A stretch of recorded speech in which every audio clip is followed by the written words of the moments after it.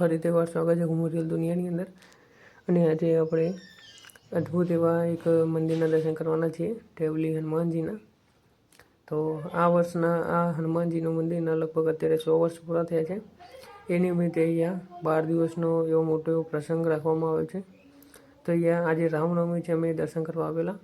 અને આપણે ફરીથી જ્યારે હનુમાન જન્મોત્સવ થવાનો છે 12 તારીખે, એ દિવસે પણ આપણે આવવાના છીએ અહીંયા અને દર્શન કરીશું અને એનો વિડીયો બનાવીને તમને પણ દર્શન કરાવીશું। ઘરે બેઠા તમને પણ ટેવલી હનુમાનજીના દર્શન કરવા મળશે।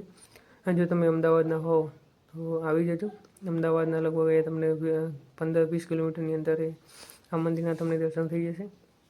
અહીંયા અદ્ભુત એવો નજારો છે, ફોટોગ્રાફી માટે પણ બેસ્ટ પ્લેસ છે। તો આવી જજો, ફોરેસ્ટ જેવો એક છે એરિયા પણ, તો તમને પણ મજા આવશે। આ યજ્ઞશાળા છે, જે યજ્ઞ થવાના છે, બરાબર। ત્યાર પછી અહીંયા મેઇન ગેટ હતો, બટ અત્યારે નથી, અત્યારે અંદર બીજો કાર્યક્રમ ચાલુ છે। તમને અહીંયા પ્રદર્શન જોવા મળશે, 10-20 રૂપિયાની ટિકિટ છે। ત્યારબાદ અહીંયાથી તમે પાછળના ગેટથી અંદર જવાનો રસ્તો છે મેઇન, બરાબર। અને અહીંયા બાજુમાં જ રાઈટ સાઈડ અહીંયા ભોજન સમારોહ છે પ્રસાદી માટે।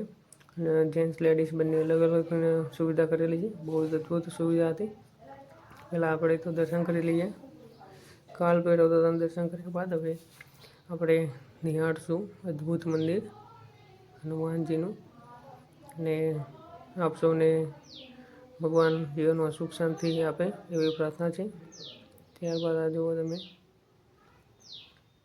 અહીંયા હજારો લાખો પબ્લિક દર્શન કરવા આવેલું હતું અને ઘણા બધા લોકોએ પ્રસાદનો પણ લાભ લીધો હતો।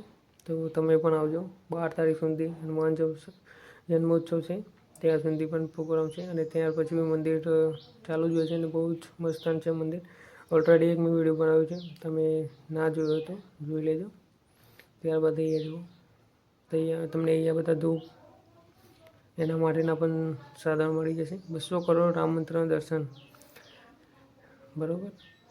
એ બી 251 રૂપિયા લખીને તમે હતું એમાં, એ પ્રમાણે જય શ્રી રામ। અને આપણે અહીંયાથી વધીશું ભોજન સમારોહ સાઈડ। અને અહીંયા જો બધા લોકો સ્વયંસેવકો પણ બહુ ઘણા બધા હતા। તો ટ્રાય કરો આવવાનું, દર્શન કરવાનું, અને થઈ શકે તો સેવા પણ આપજો।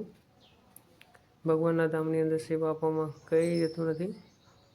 આ રીતનું તો જુઓ, દાળ ભાત હતા અને રસ પૂરી ઢોકળા અને એ રીતનું ઘણું બધું ખાવાનું હતું, છાશ હતી। તો જય શ્રી રામ, મળીશું।